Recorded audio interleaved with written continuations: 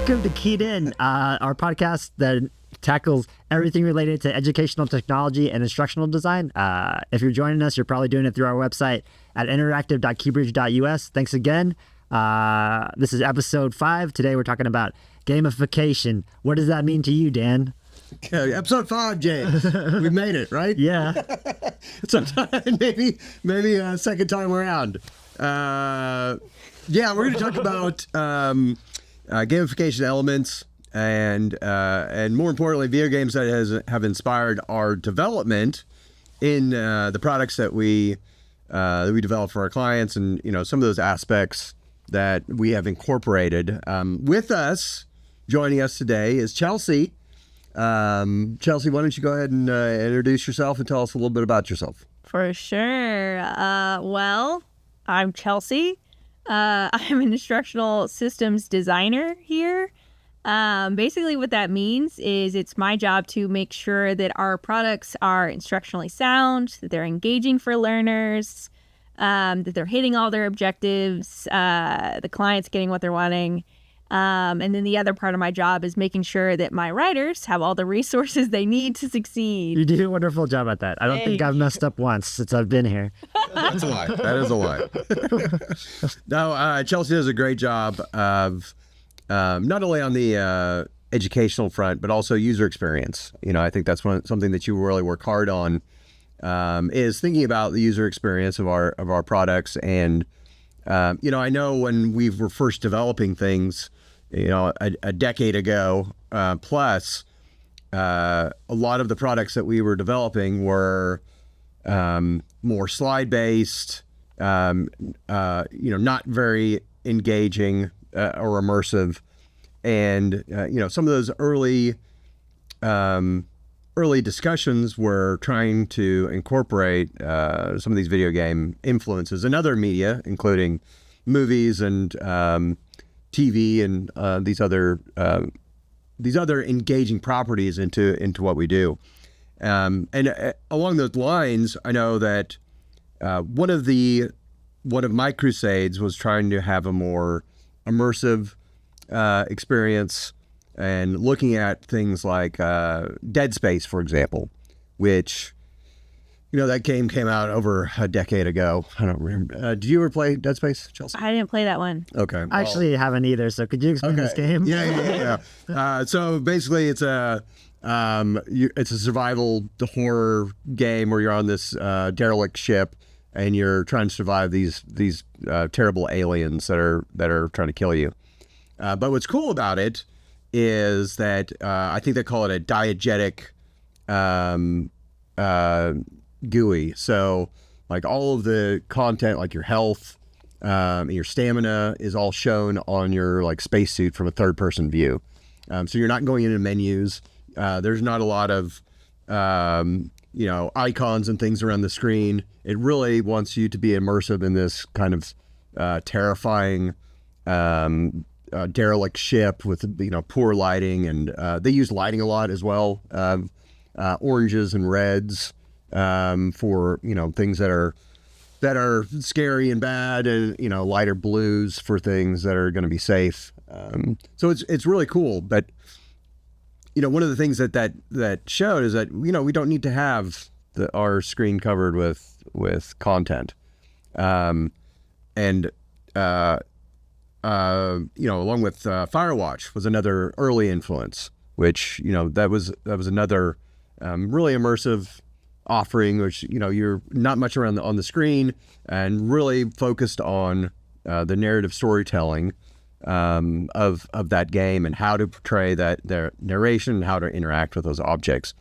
I know, Chelsea, one of those things that you have focused on is the narrative, right, of our experiences. And we have a lot of different experiences, but can you explain a little bit about some of those early influences and our narration? For sure. I know one of my, when I first started here, we were really starting to talk about getting into branching and variables.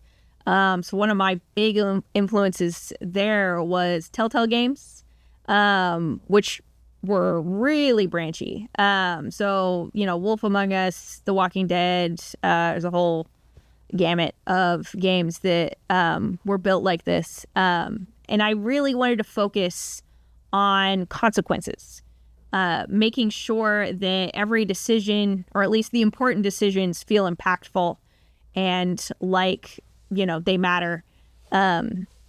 So that was a lot of my early research into like making sure that our scenarios and practical exercises felt immersive and engaging, and not like you're just kind of clicking through to click through. Was one of my big deals. And I know that early on, especially with the interaction types we had, which we really focused on multiple choice questions, which at the end of the day, that's still what these dialogue choices are, right? They're dressed up multiple choice questions, but we were able to assign value to those questions instead of just right or wrong. You all worked really hard to have to stratify those options between good and bad and everything in between. Yeah, we really wanted it to be, kind of more realistic, right? Like, not every decision you make is either 0 or 100. So we really wanted to make sure that it kind of felt like real life, that, we were giving you options that like, to a certain extent felt like almost distractors, right? Because it's usually pretty clear to tell like, oh, I shouldn't say this, obviously. So this has to be the right answer.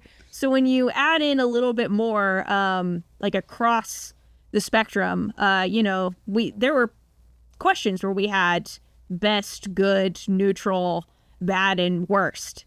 So, just all the way across. And so it kind of made the learner really sit and think for a moment, like what is actually the best response in this situation? And then we really wanted to, make that impact, have it, we were talking about variables earlier, like have that impact later in the story. Going back to Telltale games, like one of the big things that they do is the little, so-and-so will remember that up in the corner. And so we really wanted to kind of harness that a little bit, make sure that like it felt like these questions that you were answering, or maybe not, it's just whoever you're talking to, right? Whatever response you're giving, we want to make it feel like, all right, the impact of this does matter, and it's not just going to show up in the after action review. It's actually going to show up in the story. You say this to so-and-so, they're going to be pissed at you later in this scene where they might have just been fine with you if you said the right thing. And so I really wanted it to firstly feel replayable, engage the learner to go back and like try for different options. Like even if they're trying for bad options, like what happened if I did this all wrong? But just like really engaging them to, really take the courseware seriously and also have fun with it. Yeah. And there was a lot of discussion early on between, dialogue choices and then action, right? And how do we differentiate the two between, what you're saying to people, but also maybe it's a non-dialogue choice, right? Of you either, and maybe not saying anything is an act, that is an action. And how to dial that in. Well, maybe I shouldn't jump in this situation, or maybe I shouldn't, especially when we're talking about soft skills, or maybe I shouldn't join this party or whatever, that instance is. And I think those, when we had that ability to track variables, that really opened up a lot of opportunity for us to have a more robust system as far as evaluating, is this good, or is this overarching, maybe not the best choices? Yeah, for sure. Robust is a good way to put it. To some extent, some of my earlier experience were a little too robust. I got a little crazy with branching when I first started, and multimedia team definitely hated me because there was a lot of extra work for them. They were very fun though. And we got really great feedback on those. Yeah. Those early, we still do, but I think early on even more impactful because people hadn't experienced those type of experience outside of video games. And we're bringing it from an educational product, and people are coming in thinking that this is going to be a boring training. Yeah. And they're really pleasantly surprised with, oh, this is actually kind of a cool digital choose your own adventure that I get to play through. And just like you said, the replayability of, Yeah. After I go through it, maybe I do want to go back through it for funsies to see what all the bad choices are. Yeah. And, people really enjoyed that. I think it's 100% more engaging than like reading a textbook, like learning these skills from a textbook and just like For sure. so cold and everything's so clear cut. And then having something that's like material from the textbook presented in a way that's realistic and is tied to situations that might actually see when they in real life. And I think, it's just 100% so good. Yeah, I mean, I know that there are some learners who prefer, I don't want the frills. I just want to go through. I want to read what I have to read and move on with my life. I would argue that they might not be absorbing the material the way that you would actually want them to. There are all different kinds of learners. But I really like to, put story with it, have characters that feel realistic and vibrant. Have dialogue that feels like something someone would actually say and not just, line for line out of doctrine. I think it matters a lot. Yeah. I mean, storytelling in general. I mean, it's our oldest form of communication, right? They say. So, and pulling that into these educational products, I think it is more impactful. I was thinking when you were talking about the replayability, even internally when we were doing our internal testing, especially when there was scoring involved, we'd have competitions and people would be posting their score on Slack for highest and lowest scores. Oh, yeah. Even internally, people got into it, and, people didn't have to take these at all, obviously, but trying to find those bugs, and it became a competition, which was also another engagement piece to try to get people excited about. That's a good sign when you get a bunch of office workers who have busy lives and have work to do to play training and get excited about training. Yeah. For sure. I think that's an early sign. You mentioned dialogue, and that's something that we also have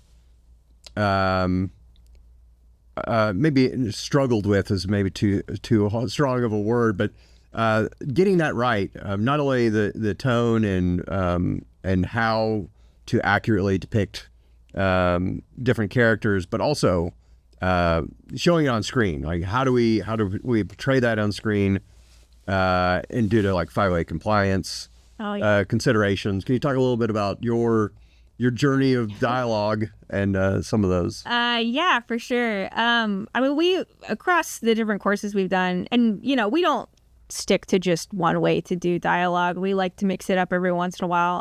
It does depend on the product.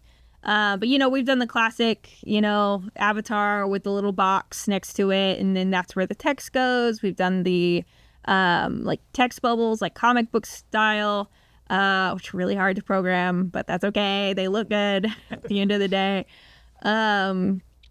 We've done a lot of different kinds of ways to display dialogue. But the actual like figuring out how to do dialogue, I think is it's been a journey for sure. Because there are some people who will just take the copy and paste it into their lines and good enough. But people don't talk like that. People don't talk like textbooks. They don't usually even speak in full sentences. It's a lot of starting and stopping, as evidenced by whatever I'm doing right now. Yeah.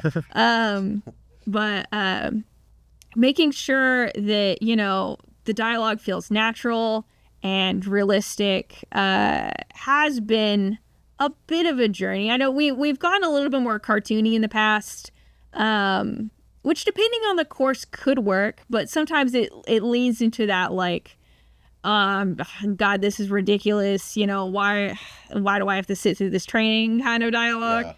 Yeah. So we kind of want you to feel like you're just listening to people talk and not so much that you're even going through training, right? Like you want to feel like these are just people that you've met before, right? And that's been really tricky. Yeah, and I think early on we were trying to entertain more, right? Instead of just as you mentioned, putting people in a realistic experience. And I think that got us into trouble in some of those courses and the tone of the dialogue that was written and trying to be, either funny or snarky or, that kind of tone, which is off-putting to depending on what your learners are coming in with. We've been talking a lot about soft skills training, but a lot of what we do now is also 3D simulation. Moving around in 3D space, and those are other considerations when we're talking about interactions of like how to interact with all of these components, and a lot of these are very bespoke pieces of equipment that have to be engaged with, and just so can you talk a little bit about and we have a large project right now that has exactly that, dozens of pieces of equipment and a lot of different interactions that we have to consider. So can you talk a little bit about what our process is for determining what those interactions should be, and how do we portray that in a digital space? For sure. I know for like that project specifically, you want it to feel as natural as possible.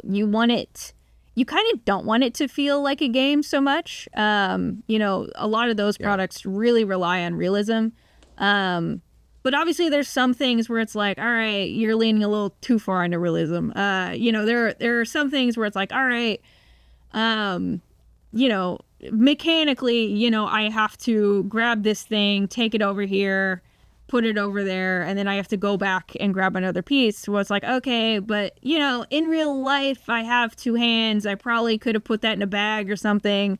So let's make an inventory system. Maybe an inventory system's not realistic as far as like, that's going to be there and that's going to be part of the UI. But it's kind of a quality of life thing. You don't want to have a walking simulator. But then there's also the consideration of, who's taking these courses. We have a lot of people who aren't gamers. They aren't as familiar with normal PC game controls. I'm not a PC gamer, so I'm not even that familiar with them, to be honest.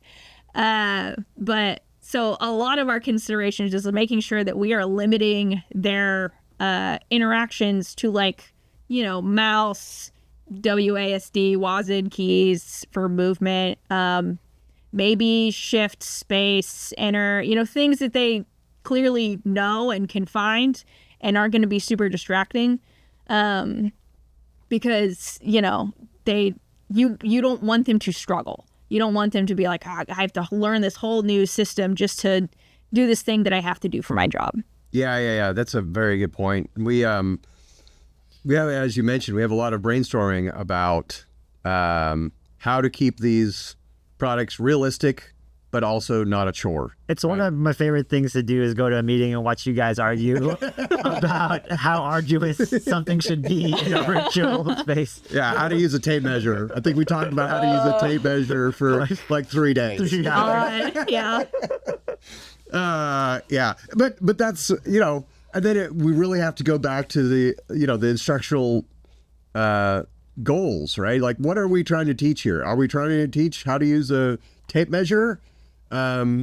Is that something they should already come in with, and we just need a representation of that? Yeah. And then we kind of get into these circular questions, but eventually we come up with a good compromise of, okay, this is still going to meet the rigor of the course.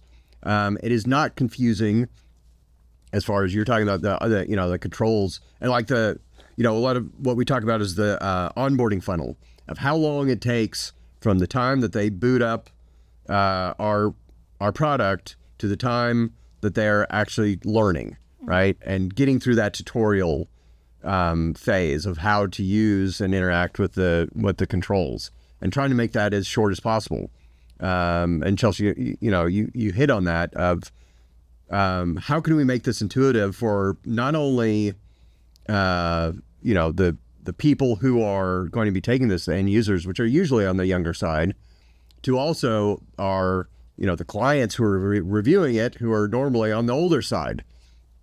And, we don't want to turn them off automatically, especially when they're my age or older and are not digital natives and getting in there and aren't experienced with moving around in 3D space.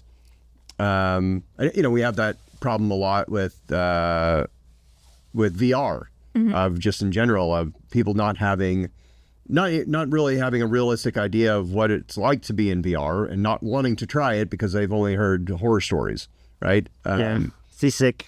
Yeah, exactly. Getting sick and disoriented, and that's just for kids. Whereas other ones are like, oh yeah, I play VR with my kids, right? And they, and they throw it on or are able to do the demo, and no big deal.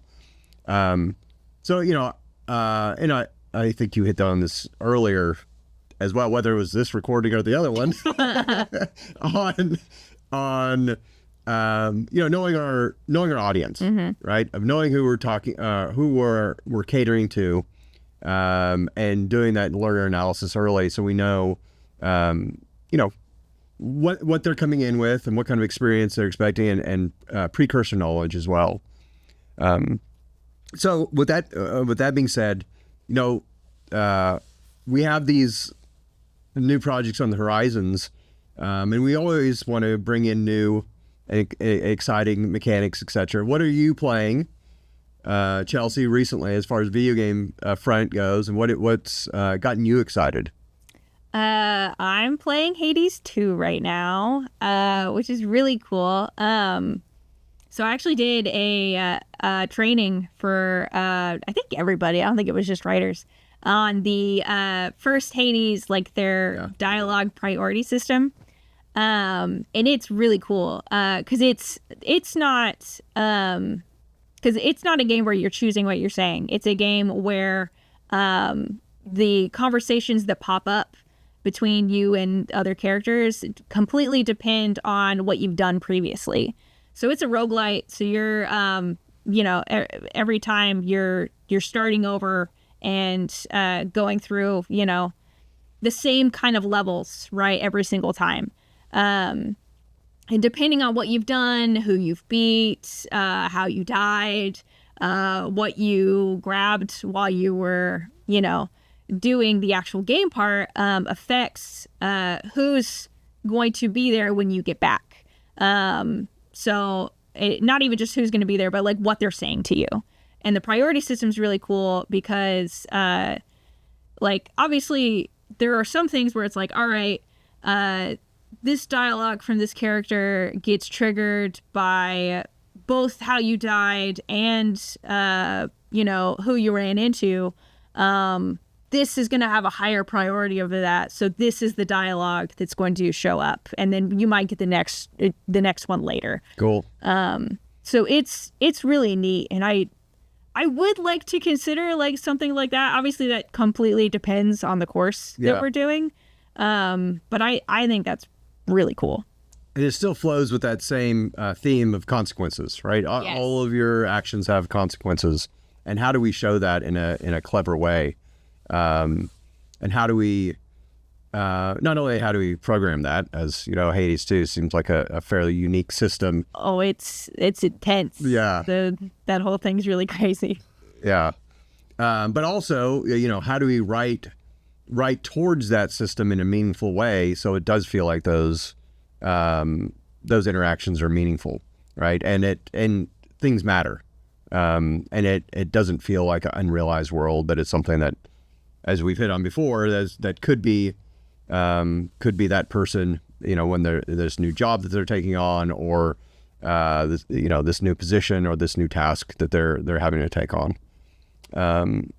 James, you being in the more of a writer's seat, what have you been playing? Do you delve in the video game world? I do. I don't know if anything I'm playing is related to instructional design. Like I'm playing Ninja Gaiden right now. Okay. But if I were going to reference a game that I used for work, one time we were working on this, like they wanted to do a 3D thing like our client did, but they didn't have a budget for it per se.